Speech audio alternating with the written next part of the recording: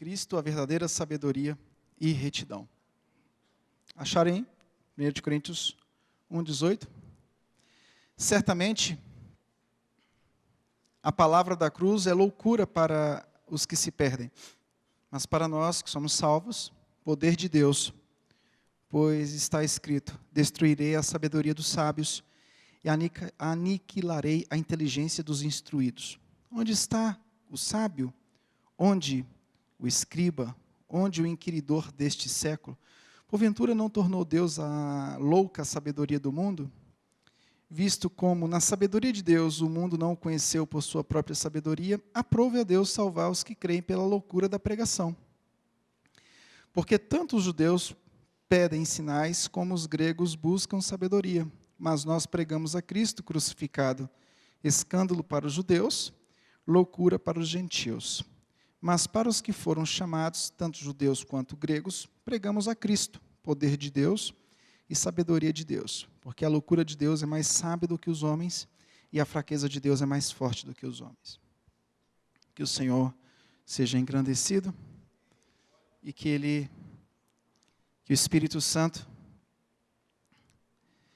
faça com que a pregação dessa palavra possa trazer um efeito no seu interior nessa noite. Só Ele pode fazer isso. Por mais que a gente traga uma bela exposição, isso precisa ser acompanhada da ação do Espírito Santo de Deus para gerar em nós arrependimento, contrição e reconhecimento de que nós não somos nada sem Ele. Amém? Cristo assusta, porque a cruz ela tem critérios distintos. Quando Jesus chegou em Jerusalém,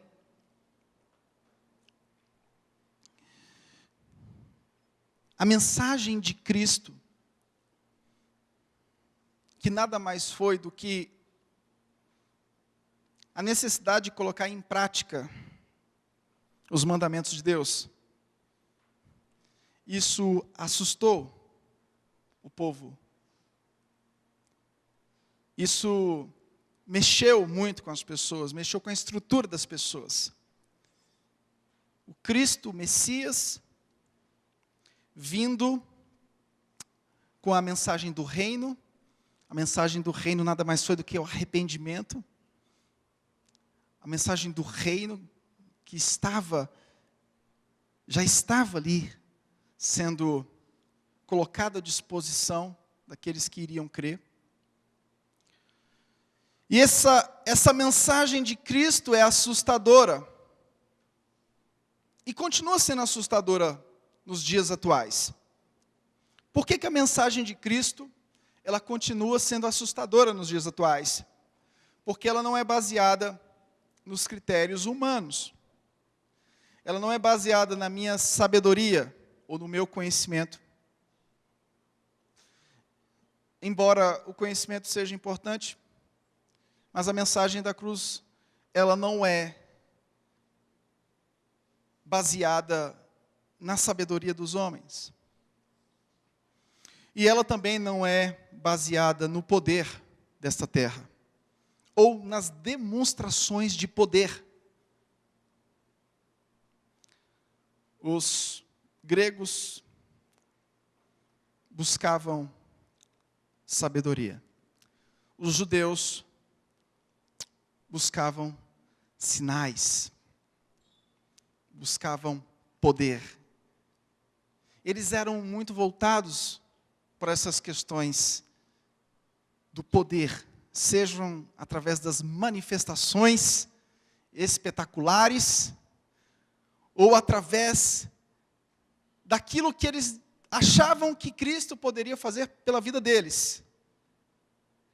Eles achavam que Cristo seria talvez um salvador político, alguém que pudesse tirá-los das garras de Roma. E eu fico imaginando os discípulos, eles com certeza pensavam que quando chegasse em Jerusalém, naquela narrativa de Marcos, eles pensavam que um ia virar ministro da educação, o outro ia virar ministro da cultura, o outro ia virar ministro de não sei o quê, e eles iam ganhar todo o poder. Bom, a visão que eles tinham de Cristo é essa. E a visão que muitas pessoas têm do Evangelho é essa. E Cristo, ele nos confunde. O Evangelho nos confunde. Porque os critérios do Evangelho, não adianta abrir porque vai ficar pior. Fica pior. O Evangelho, ele não é baseado em critérios da glória humana. O Evangelho não é baseado nos critérios da glória humana, ou seja, sinais ou sabedoria. Você nunca vai compreender o Evangelho enquanto você não se desfizer da sua glória. E a nossa glória, ela é baseada naquilo que a gente espera que aconteça conosco, ou aquilo que a gente possa demonstrar ao mundo, força, poder. Uma vez a pessoa perguntou se a gente acredita em milagre. Sim, a gente acredita em milagre. E o milagre acontece conforme a soberania de Deus. Mas por que vocês não dão tanta ênfase ao milagre? Porque certamente igrejas que dão muita ênfase ao milagre, o pastor vira alvo de idolatria. O pastor vira um curandeiro. E a glória certamente não vai para Deus. A glória sempre vai para o homem. E aqui nós não precisamos e não queremos e não podemos viver dessa forma. A glória nunca pode ir para homens. A glória humana ela tem que ser subjugada ao poder da cruz do nosso Senhor e Salvador. O texto de 1 de Coríntios fala de algumas questões fundamentais. O Espírito Santo é o fundamento para que nós compreendamos as Escrituras Sagradas. Sem a ação do Espírito Santo não tem como você compreender essa palavra. Ela vai continuar sendo loucura para a sua vida. A ressurreição no livro de Coríntios, na carta de Paulo aos Coríntios, é a esperança. Embora a gente tenha que resolver muitas coisas aqui na terra, não tem outra esperança maior que a ressurreição. A adoração pública, nessa carta, ela tem regulamentos. Você imagina em Corinto, todo mundo falando em línguas ao mesmo tempo e o visitante não entendendo nada? A adoração tem regras. O povo de Deus tinha que ser organizado. Todo mundo tagarelando, falando ao mesmo tempo. E o visitante chega e não entende nada, nem eles estavam se entendendo entre si. A sexualidade, é outro tema que Corinto fala, que a carta fala, é perigosa. Capítulo 5 fala de incesto. Um abismo chama outro abismo. Olha só que loucura. Incesto. O que a gente tem hoje é muito isso. A gente tem hoje demais isso. E em certos estados do Brasil isso é normal. É normal o pai molestar a filha, é normal o irmão molestar a irmã. Quantos estupradores estão sendo presos cotidianamente no Brasil? E eles sabem qual é a pena deles. Eles sabem quando eles chegarem na cadeia, o que eles vão enfrentar.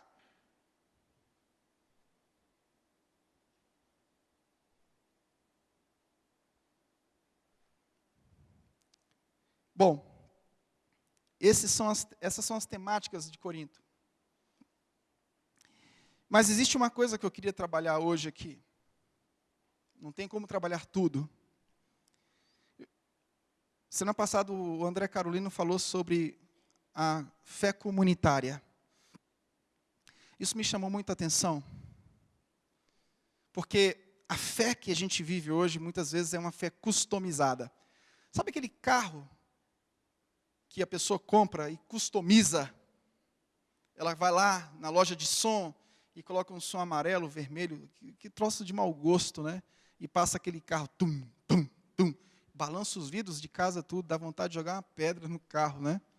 E ele coloca uns adesivos. O carro é 1.0, ele coloca adesivo turbo.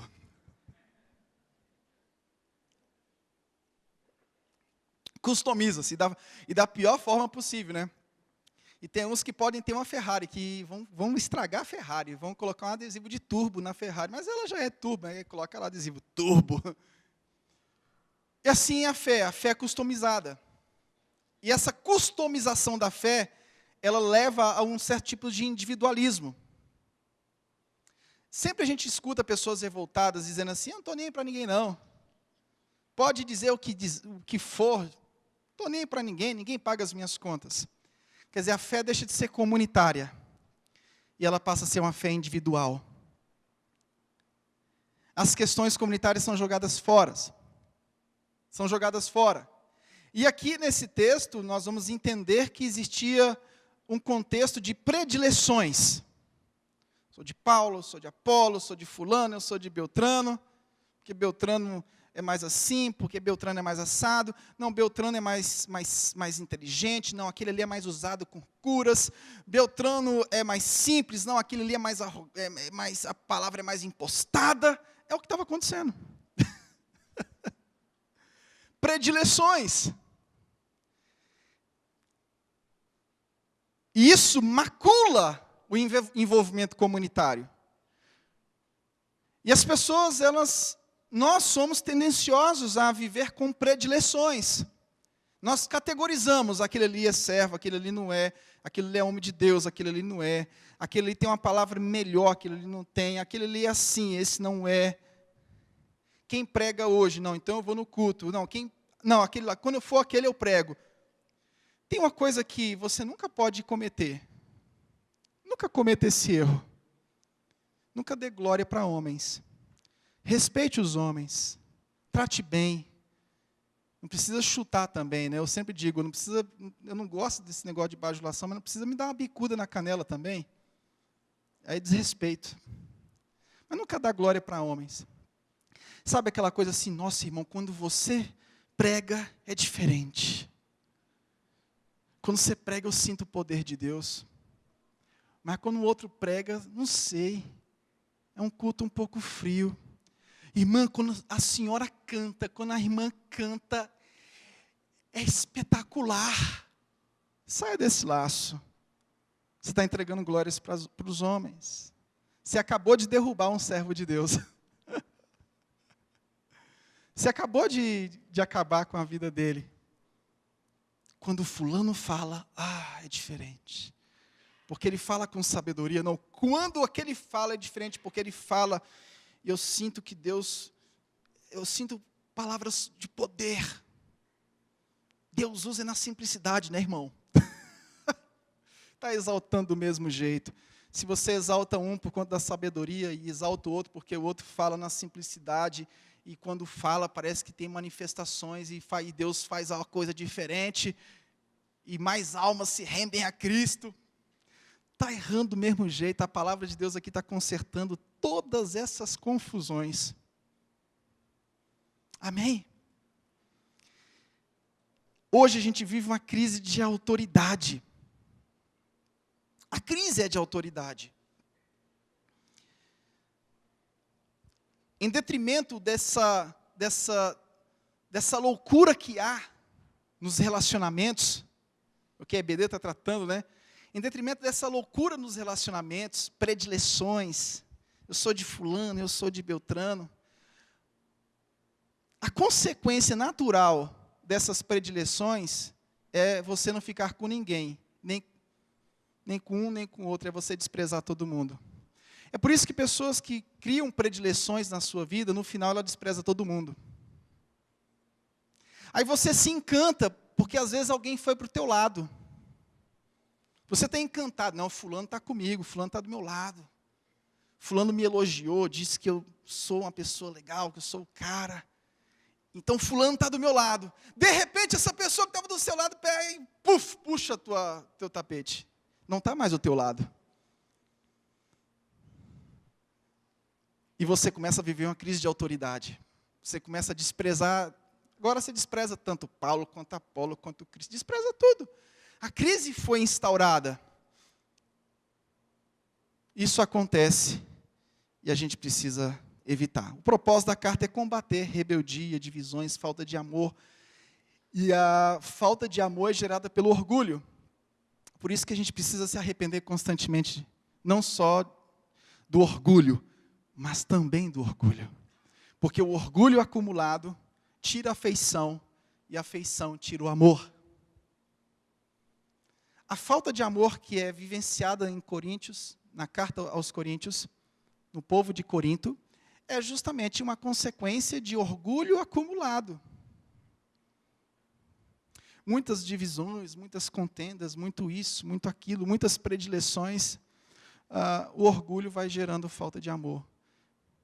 Daqui a pouco você diz, ninguém presta, ninguém vale nada, igreja não é o meu lugar, deixa eu sair fora. Deus está te chamando para reconsiderar uma série de fatores. Preocupação de Paulo é a saúde da igreja. A fé, ela não é individual. O que eu faço é importante. Quando eu estou com raiva, eu digo, eu não estou nem para ninguém, não é assim? Quando eu estou com raiva, eu digo, pode me ver do jeito que quiser, ninguém paga a minha conta. Já eu nem isso posso dizer.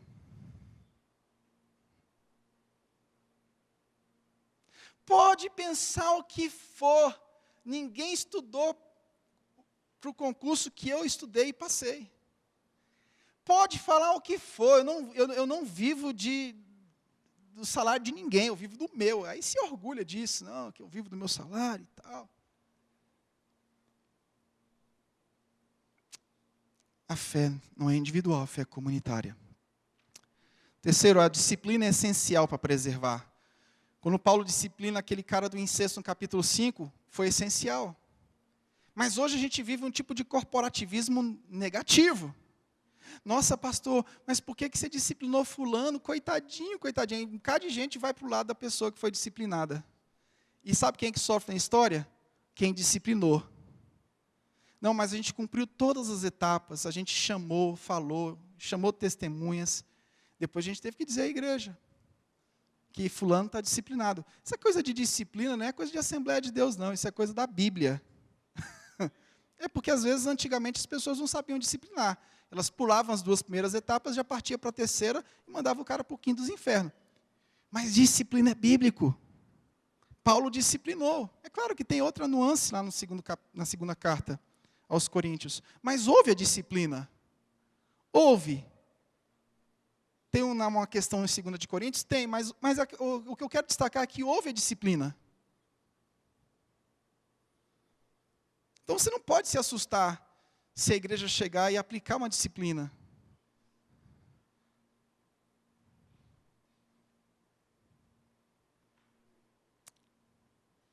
A cruz é a verdade que fundamenta a nossa ação.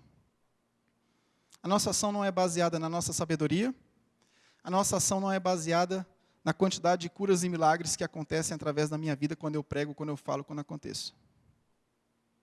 A nossa vida não é baseada nem na sabedoria do homem, nem nos sinais, nos milagres que acontecem.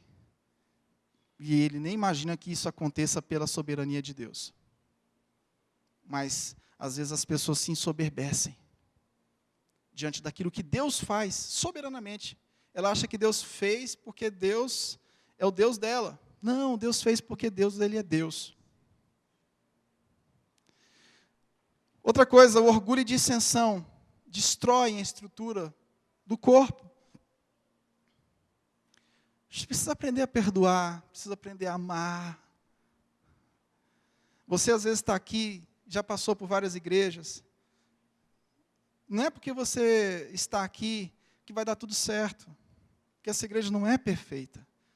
Então eu te recomendo, para de ficar procurando várias igrejas. Chegou aqui, firma agora. Para de ficar pulando de igreja em igreja, procurando a igreja perfeita. Você nunca vai achar a igreja perfeita. É hora de você parar. É hora de nós pararmos e aprendermos a viver a fé comunitária. E fé comunitária é isso. Às vezes o negócio fica feio, fede. Fica feio igual na arca lá, aqueles bandos de bicho defecando. Imagine a família de Noé reclamando. Ô pai, o senhor disse que Deus tinha uma aliança com a gente, joga a gente num lugar desse aqui, esses bichos, eu dormindo e o elefante defecando na minha cara, pai. Não, pai. Não está dando certo essa história. Quando a gente aprende que a nossa fé é comunitária, a gente passa por cima de uma série de coisas em prol do nosso irmão. A carta de Corinto vai destacar uma coisa muito interessante. Vai destacar a necessidade que a gente tem de compreender e destacar o dom do outro e não o nosso. Eu quero saber qual é o meu dom. Não, procure ajudar o seu irmão a descobrir o dom dele. Essa é a verdadeira mensagem do Evangelho. Auxiliar o teu irmão a descobrir qual é o dom que ele tem e servir de ponte para que esse dom se manifeste, para que esse dom não seja enterrado, para que esse dom cresça, para a glória de Deus. Mas como é difícil nós nos dispormos para o outro. E o orgulho em Corinto é justamente essa disposição em crescer individualmente. E quando eu abandono o projeto coletivo, e o individual se prevalece, o orgulho toma conta de mim, e em tomando conta da minha vida, o orgulho me impede de viver o amor pelos outros, porque eu não vou olhar para o outro, eu vou olhar somente para mim. No sentido de que o que tem para mim? O que essa igreja pode me ajudar na minha vida ministerial? Não, então eu tenho que pensar diferente. O que essa igreja pode ajudar na vida do meu irmão? É você chamar teu irmão, meu irmão, o que eu posso ser útil para o teu ministério? O que eu posso fazer para abençoar o teu ministério? O que eu posso fazer para que você desenvolva os dons para a glória de Deus? Essa é a chamada de Corinto. Capítulo 1, versículo 10 ao 4, divisões em relação aos líderes. O povo estava se dividindo por questões de predileções. E o problema que aconteceu foi um tipo de sentimento anti-Paulo, que é um sentimento que acontece para quem lidera. A gente não está com esse tipo de problema aqui, não, mas quando a gente prega, a pregação serve para prevenção. Literalmente, a gente não está com esse tipo de problema aqui. Mas toda liderança vive esse tipo de problema. Vamos tirar a fulano e colocar Beltrano e a coisa vai ser resolvida. Quando você menos espera, existe um sentimento contrário a quem assumiu alguma coisa. Então, o problema era um sentimento anti-Paulo, que irrompeu numa disputa. E isso tudo em nome do quê? Em nome de uma suposta sabedoria. A resposta de Paulo é, capítulo 1, versículo 13 ao 3, versículo 4. Certamente a palavra da cruz é loucura para os que se perdem, mas para nós que somos salvos, poder de Deus. O que Paulo está querendo dizer, olha, a sua sabedoria não está sendo tão importante, ou não está tendo nenhuma importância, e a sua busca por poder também não está sendo legal. O que nós precisamos fazer é buscar na cruz de Cristo a resposta para as nossas vidas. E a cruz de Cristo simboliza o quê? Simboliza um autoesvaziamento. O que é quando a gente fala de cruz de Cristo? O que isso nos ensina? Do Deus que se desfaz da sua glória e habita entre nós como homem. Quando a gente fala que você precisa procurar a cruz, você precisa entender, nós precisamos entender que a cruz é o autoesvaziamento de Deus. ele se fazendo carne, ele saindo da sua majestade e morrendo morte humana. E a glória humana precisa ser substituída pela mensagem, pelo poder da cruz, no sentido de que nós precisamos nos desfazer da nossa sabedoria, ou da nossa vontade de ver sinais, ver o poder, ver a coisa acontecer para crer, e colocar Cristo no centro dessas coisas. Não, aquele fulano ali, eu vou ver ele pregar, e se naquele dia que ele pregar, tiver bastante cura, é aquele ali que é o servo valoroso de Jeová. Fuja disso. Isso é estutícia. Às vezes você pode estar diante de um charlatão. É o que mais acontece. Não estou dizendo que todos os casos são esses. Mas a maioria dos casos são assim, são charlatões. Não, eu quero aquele ali porque ele tem muita sabedoria e tal. Não funciona também por aí. Paulo está dizendo, volta para a mensagem da cruz. A mensagem da cruz é o autoesvaziamento. A mensagem da cruz é você sair da sua glória, sair do seu pedestal e tomar o caminho do discípulo. Ser como ele é. A pregação de Paulo capítulo 2, irmãos, quando fui ter convosco, anunciando-vos o testemunho de Deus, não fiz com ostentação de linguagem ou de sabedoria, porque decidi nada saber entre vós, senão a Jesus Cristo, a este crucificado, e foi em fraqueza. Paulo não tinha uma pregação super poderosa. Paulo não chegava no púlpito e dava ordens aos anjos, anjo vai para a esquerda, o outro anjo vai para a direita, e agora, segura, porque agora vai vir. Paulo não tinha isso, irmão. E foi em fraqueza, temor e grande temor que eu estive entre nós. A minha palavra e a minha pregação não consistiram em linguagem persuasiva de sabedoria, mas em demonstração do Espírito de poder do alto, para que a vossa fé não se apoiasse em sabedoria humana, e sim no poder de Deus. Então, Paulo não queria impressionar a plateia. E quando você fala de anjo, muitas pessoas choram. Ah, meu Deus, um anjo! Anjo! Fala de Jesus Cristo. Jesus Cristo? Ele está aqui. É mesmo? Não causa nenhum tipo de espanto, porque as pessoas vivem uma idolatria aos anjos, ou uma idolatria em relação às próprias pessoas. E Paulo diz, olha, a função do Espírito é revelar a cruz, capítulo 2, versículos 6 ao 16. O segundo problema que existia, do capítulo 3, 5 ao 23, Paulo corrige a compreensão errada que eles têm dos líderes. Paulo quis dizer, todos nós somos apenas servos. Parem de se vangloriar em seres mortais.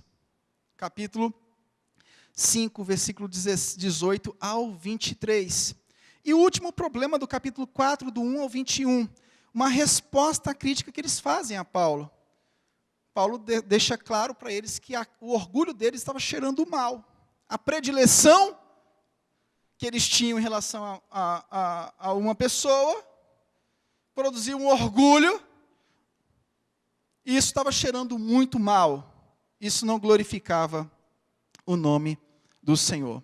Então, Paulo aqui, ele nos ensina várias coisas. Primeira coisa que ele nos ensina, que a mensagem da cruz desafia os gregos.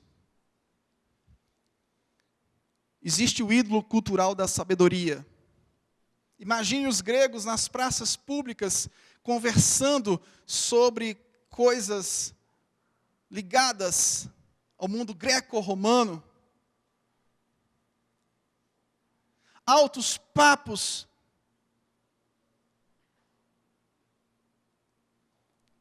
Paulo desvenda esse ídolo cultural da sabedoria.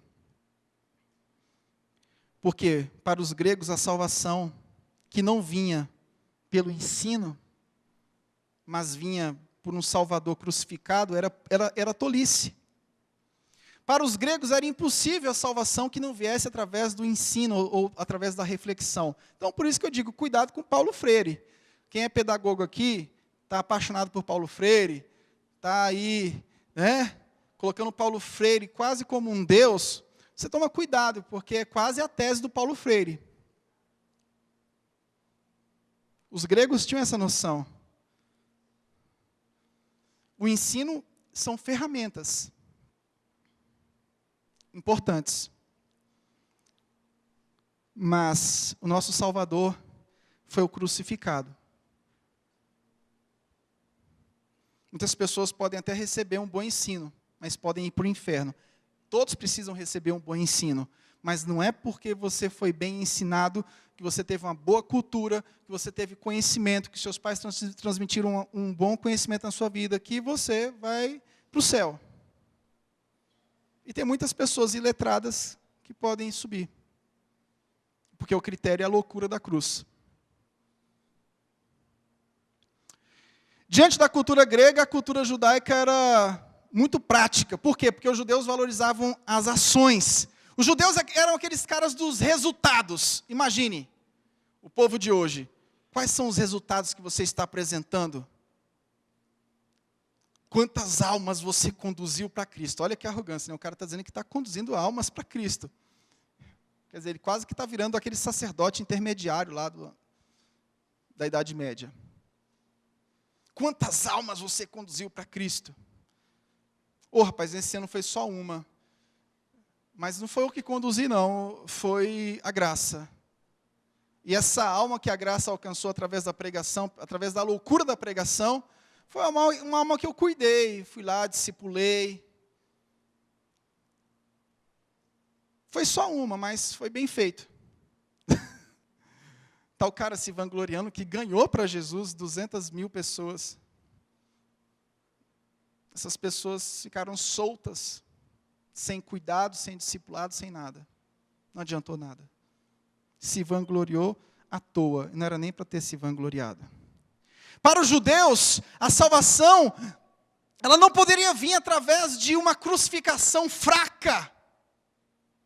Como é que pode? A minha salvação não pode acontecer por um ser tão fraco. Um ser que ele aparentemente, ele não vai ganhar essa vitória contra Roma. Nós precisamos de um libertador político. Ele não vai, é uma criatura irrisória. Mas por que Paulo apresenta Jesus como modelo aqui de fraqueza? Porque Paulo seguiu esse modelo de fraqueza, ele se fez fraco. E foi em fraqueza, temor e tremor. Ou seja, eu segui o exemplo de Cristo. Eu não fui me apresentar até vós com a persuasão de sabedoria. Não, eu fui em temor, em fraqueza e tremor. Paulo estava seguindo o exemplo de Cristo. O Evangelho, ele é distinto. Paulo usa a cruz para dizer que Cristo é a verdadeira sabedoria que os gregos procuravam. Você vê que Paulo, ele era estrategista, né? Ele tinha a mensagem na cruz, que era a mensagem de poder, que iria realmente mudar a vida das pessoas, no poder do Espírito Santo. Mas a estratégia missionária de Paulo, que não foi a estratégia em si que fez com que as coisas acontecessem, entendam bem isso. A estratégia não é a ação fundamental.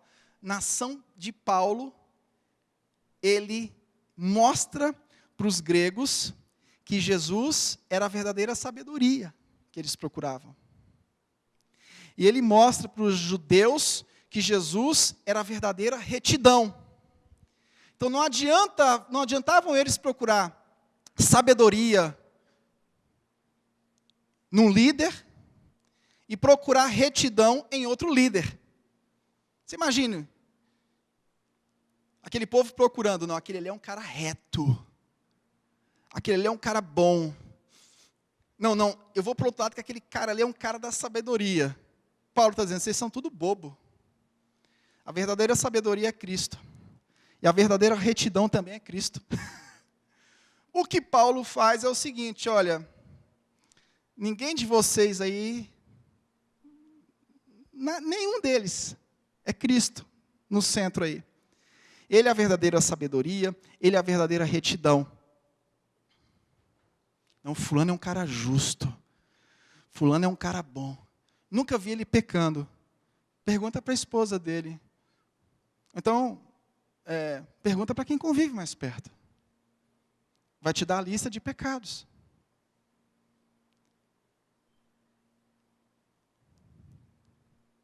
Eu sou de Paulo, eu sou de Apolo, eu sou de Cefas. Acaso Cristo está dividido? Cristo está dividido? Não, não está. Eu queria concluir trazendo algumas implicações práticas em relação à carta e depois em relação ao texto. Primeiro, o evangelho fica em jogo se nós não nos comportarmos como comunidade.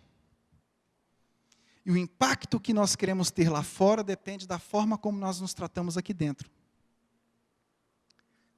Não adianta você querer impactar o mundo lá fora se você não consegue impactar o mundo aqui dentro.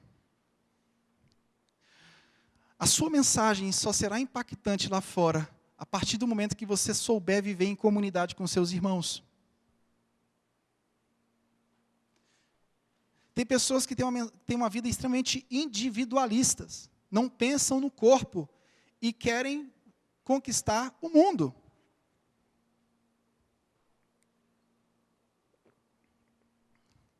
Eu não nasci para ficar em banco de igreja, pastor. Eu nasci foi para pregar para as multidões. Vou cantar aqui com o grupo de louvor que fica aqui 5 horas da tarde ensaiando e às vezes discute para achar um tom, né, da música. Para se organizar é difícil. Não, eu fui chamado, pastor, para cantar no trio elétrico e Deus me revelou que tinha uma multidão assim, pastor, mas era uma multidão tão grande gritando Jesus. Você tem certeza que essa multidão estava gritando Jesus ou estava gritando o teu nome?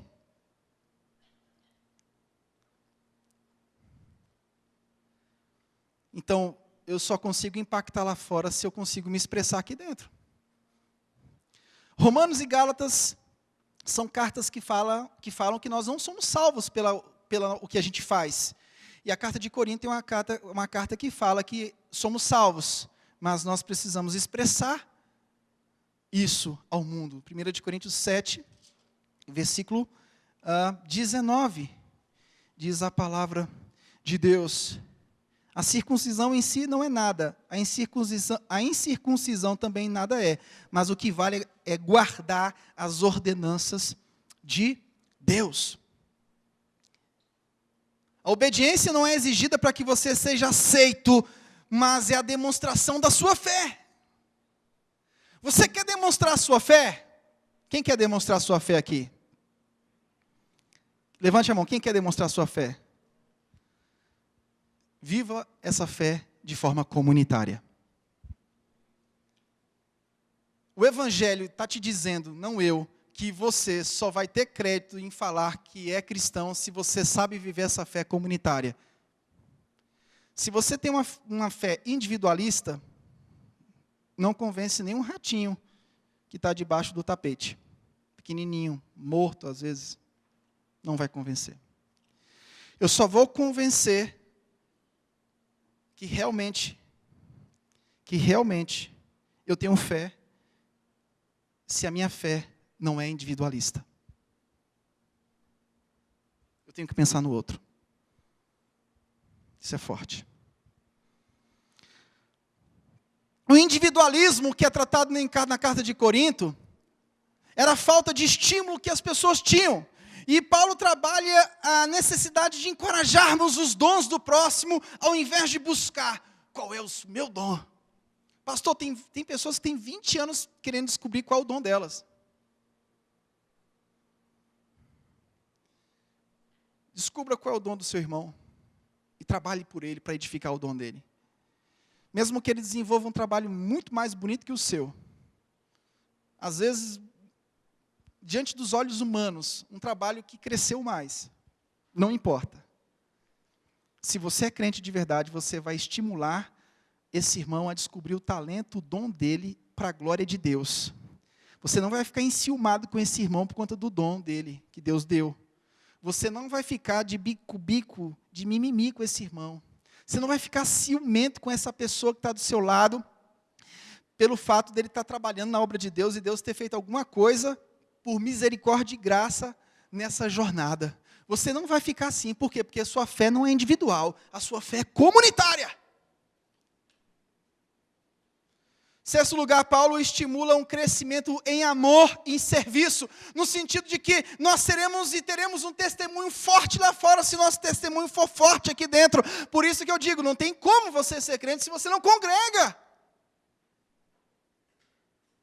Se você não congrega, não tem como você falar que é um servo de Cristo, porque é aqui dentro que você vai conseguir expressar a sua fé, para que lá fora as pessoas creiam que Jesus é o Senhor.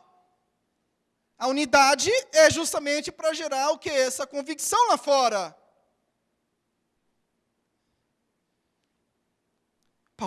O livro começa com a sabedoria, falando sobre sabedoria. Do capítulo 1, versículo 18 ao 2:16, nós vamos extrair a lição da sabedoria de Deus versus o orgulho do homem. A sabedoria de Deus Ele é a retidão e Ele é a sabedoria. E nós demonstramos a nossa fé, não com a nossa retidão, simplesmente. Não com a nossa sabedoria, simplesmente. Mas com a retidão e sabedoria de Deus, em Cristo Jesus. E através dela, você se torna um servo. Todas as suas tentativas de provar que você é um cara reto, que você é um cara íntegro, só desagam, sabem quem? Orgulho pessoal, orgulho próprio. Paulo aqui, ele viveu em fraqueza, temor e grande tremor, para dizer que o que ele era reflexo do que o Cristo foi. A nossa demonstração de fé é através da loucura da cruz de Cristo, o autoesvaziamento. Eu não vou demonstrar minha fé de outra forma se não for me autoesvaziando. Vou repetir, eu não vou conseguir demonstrar minha fé se não houver um autoesvaziamento. Paulo contrasta o orgulho dos coríntios e o espírito de divisão com o sacrifício amoroso de Cristo. O livro começa com a cruz e termina com a ressurreição. Só Cristo é a verdadeira sabedoria que os gregos procuram, é a verdadeira retidão que os judeus buscam. Pare de buscar essas características em pessoas para que você se baseie nelas, para que vocês sigam a elas. Essas características estão no Senhor completamente, por isso que a Ele foi dado o nome, que é sobre todo nome. Nós não tínhamos condições nenhuma de fazer o que Ele fez, por isso que a Ele toda a glória, a Ele toda a honra. Tire da sua vida todo tipo de idolatria, seja em relação ao irmãozinho mais simplesinho, aquele irmão é mais simples, eu gosto de ouvir o irmão mais simplesinho. Não, eu gosto do outro que é mais rebuscado. Não, eu gosto daquele porque aquele é um homem de oração. Não, eu gosto daquele outro porque aquele ali não é mais do conhecimento. Pare com essa bobagem em nome de Jesus. Você está sendo bobo. Paulo enfrentou essa luta aqui em Corinto. Essas predileções nojentas, chatas, que trazem prejuízo para você. Você fica fraco. E Deus, Ele quer te fortalecer. Diga amém. Deus quer te fortalecer. Que Ele quer te fortalecer com o poder da cruz. E a melhor forma de você ser fortalecido é você se esvaziando. Pastor, como é que eu vou me fortalecer? Eu estou fraco. Se esvazie de si mesmo, que você vai ficar forte. Como é que eu faço para ser fortalecido? Se esvaziando. Essa é a mensagem do Evangelho. Ele se esvaziou, mas ele tem o poder da ressurreição como testemunho a seu favor.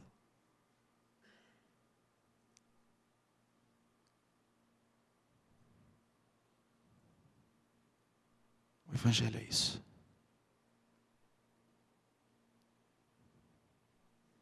Às vezes a gente quer crescer para cima dos outros. A gente quer provar para os outros que nós somos isso, que nós somos aquilo. Nós queremos provar que somos mais usados, somos mais isso, mais aquilo outro. Nós queremos às vezes provar que o outro não é nada. E o Evangelho te diz, pela palavra de Deus, a cruz é o nosso lugar. Quem quer me seguir, negue-se a si mesmo. Tome a minha cruz e siga-me.